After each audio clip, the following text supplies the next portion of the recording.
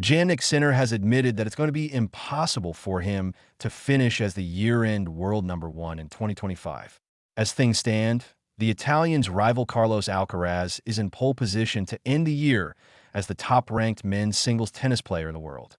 Sinner, who was dethroned by Alcaraz at the summit of men's tennis following the Spaniard's triumph against the Italian in the final of the U.S. Open, briefly shared his thoughts on approaching the few remaining tournaments in the 2025 tennis calendar, including the year-end ATP finals.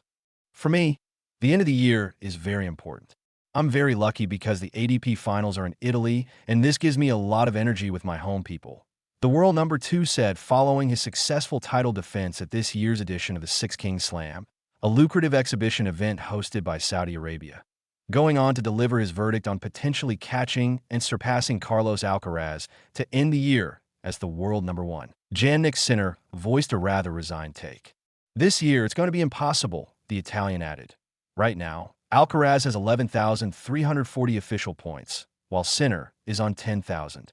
In a race to the ATP finals in Turin, the Spaniard has 11,040 live points, whereas the Italian has 8,500.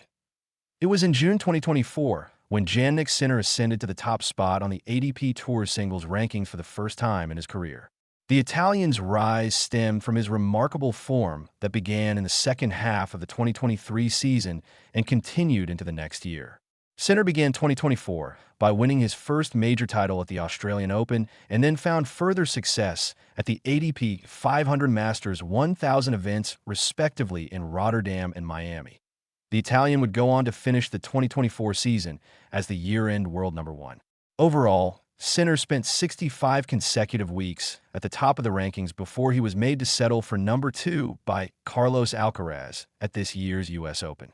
If the Spaniard does finish 2025 as the highest-ranked men's singles tennis player, it'll be the second time he will have achieved the feat. Alcaraz finished as the year-end world number one for the first time in his career back in 2022.